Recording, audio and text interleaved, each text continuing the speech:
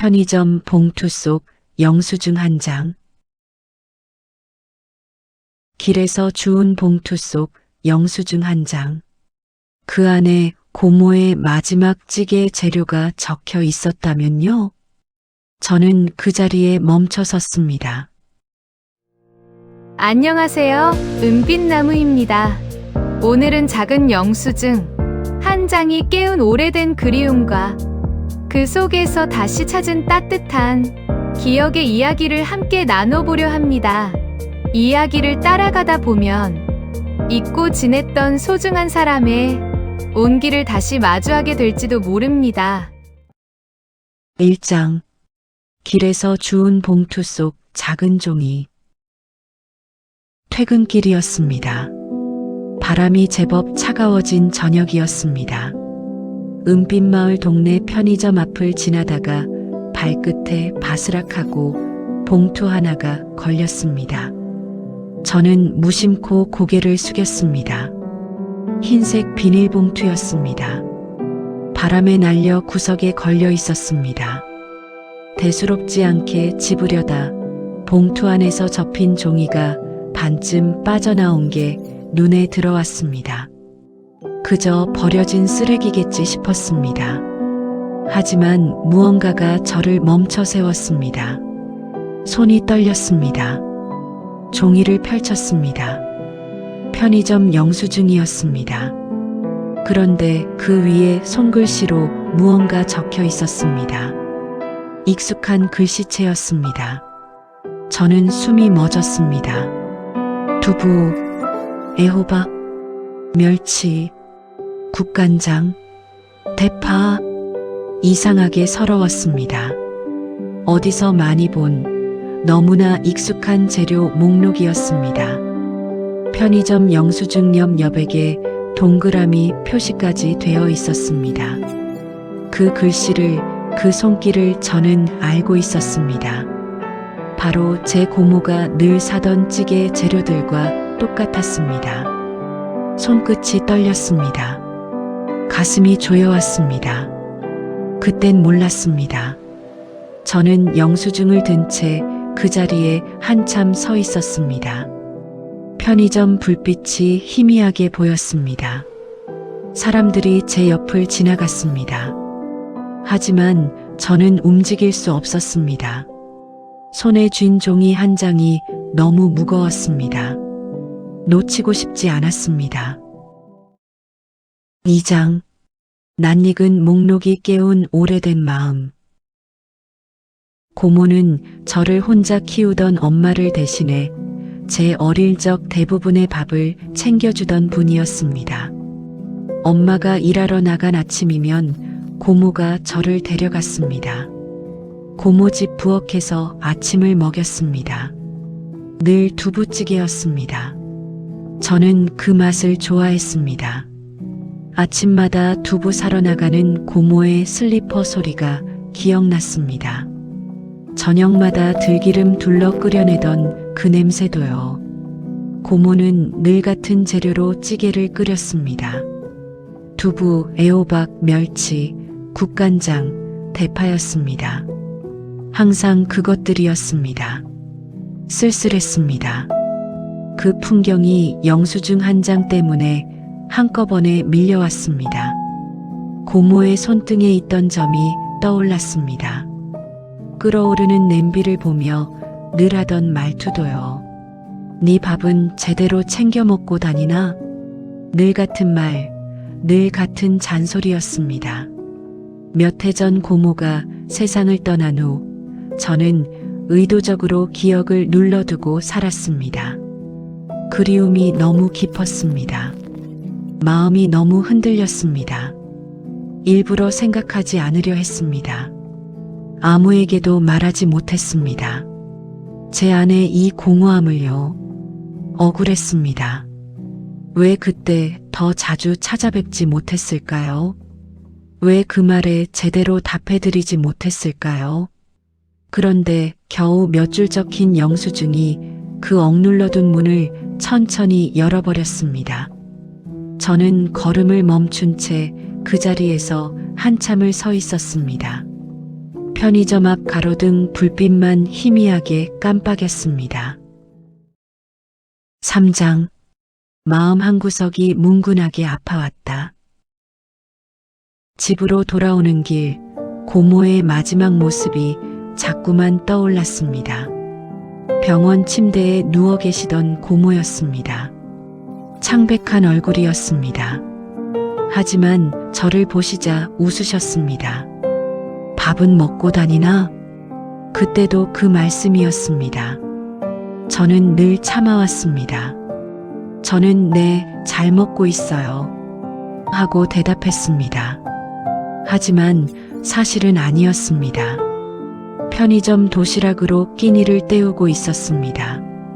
고모가 걱정하실까봐 거짓말을 했습니다.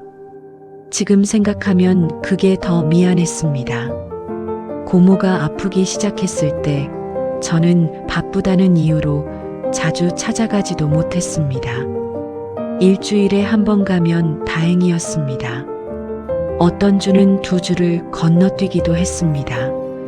그게 늘 마음에 걸렸습니다.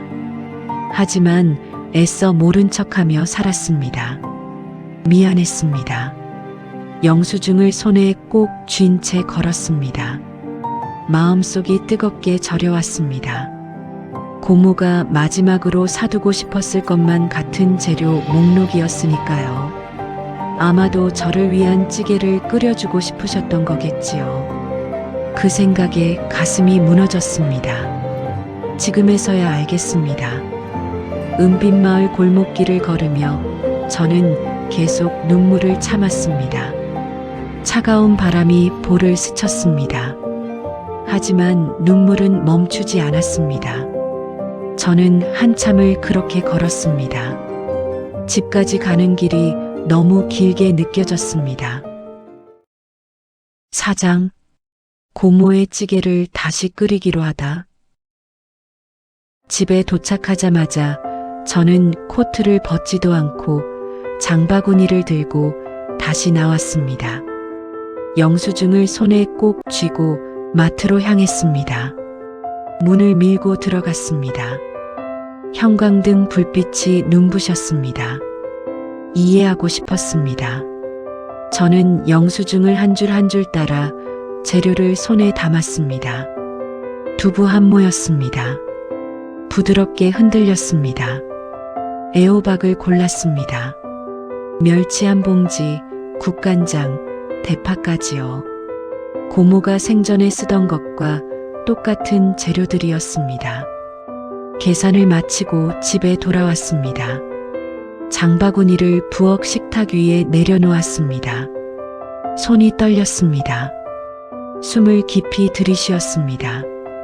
고모가 하시던 대로 해야 했습니다. 냄비를 올렸습니다.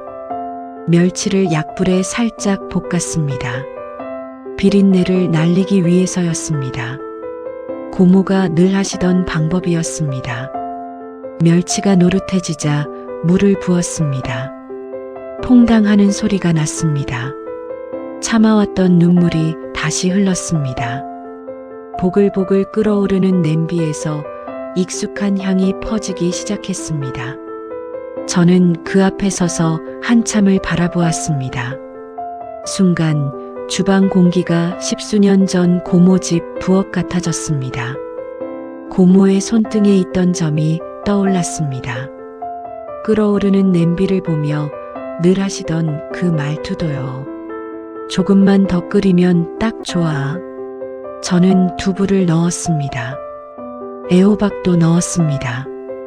대파를 썰어 마지막으로 올렸습니다. 국간장으로 간을 맞췄습니다.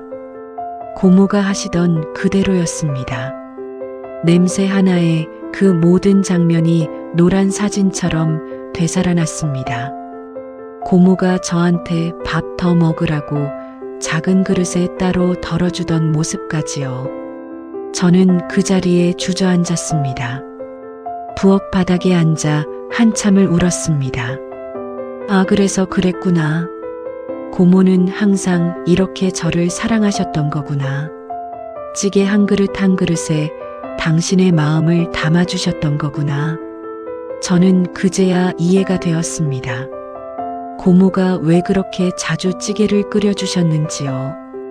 그게 고모가 저를 사랑하는 방법이었다는 걸요. 5장. 냄새만으로도 돌아오는 사람들. 찌개가 완성되었습니다. 뜨거운 김이 올라왔습니다. 고모 집에서 먹던 그 맛이 그대로 났습니다. 저는 그릇에 담았습니다. 손이 떨렸습니다. 밥상을 차렸습니다. 평소처럼 혼자 먹는 밥상이었습니다. 하지만 오늘은 달랐습니다. 저는 고모 사진을 꺼내 식탁 위에 세워두었습니다. 오래된 액자였습니다. 고모가 웃고 계셨습니다. 한 숟갈 떠먹었습니다. 그 순간 저도 모르게 눈물이 뚝 떨어졌습니다. 밥그릇에 눈물이 떨어졌습니다. 맛은 똑같았습니다. 고모가 끓여주시던 그 맛이었습니다. 고모, 잘 지내세요? 혼잣말이었습니다. 하지만 고모에게 닿는 기도 같았습니다. 저는 천천히 밥을 먹었습니다. 한 숟갈 한 숟갈 음미하며 먹었습니다. 고모와 함께 먹는 것처럼요. 늦었다고 생각했습니다. 영수증 한 장 때문에 오랫동안 닫혀있던 기억들이 열렸습니다. 다시 따뜻해지는 느낌이었습니다. 고모가 다시 돌아오지는 않습니다. 하지만 그 냄새, 그 맛, 그 온기만큼은 아직도 제 안에 살아 있었습니다. 저는 밥을 다 먹고 그릇을 내려놓았습니다. 고모 사진을 보며 말했습니다. 고마웠어요, 고모. 사랑해요. 사진 속 고모는 그저 웃고 계셨습니다. 그날 저녁 저는 단골 카페에 들렀습니다. 은빛 마을에 있는 작은 카페였습니다. 커피를 한 잔 마시며 창밖을 바라보았습니다. 거리에는 사람들이 오갔습니다. 저마다의 삶을 살고 있었습니다. 저는 가방에서 영수증을 꺼냈습니다. 조심스럽게 펼쳤습니다. 고모의 손글씨가 보였습니다. 두부, 애호박, 멸치, 국간장, 대파였습니다. 저는 그것을 소중히 지갑 안에 넣었습니다. 이제 저도 압니다. 고모가 저에게 남기고 싶었던 것이 무엇인지요. 그것은 화려한 유산도 큰 재산도 아니었습니다. 그저 따뜻한 한 끼, 정성스러운 손길, 변함없는 사랑이었습니다. 그리고 그 따뜻함이 지금의 저를 다시 살게 했습니다. 저는 이제 고모의 찌개를 끓일 수 있습니다. 누군가를 위해, 누군가의 마음을 위해 그렇게 사랑을 전할 수 있습니다. 사랑은 거창한 것이 아니라 작은 정성 하나로도 전해집니다. 당신도 오래된 물건 하나를 꺼내보세요. 그 안에 누군가의 사랑이 숨어 있을지도 모릅니다. 그리고 그 사랑을 이제는 당신이 다른 이에게 전해주세요. 오늘 이야기가 당신의 마음에 작은 울림을 주었다면 좋아요로 작가의 마음을 응원해주세요. 오늘도 은빛나무와 함께 따뜻한 마음으로 마무리합니다.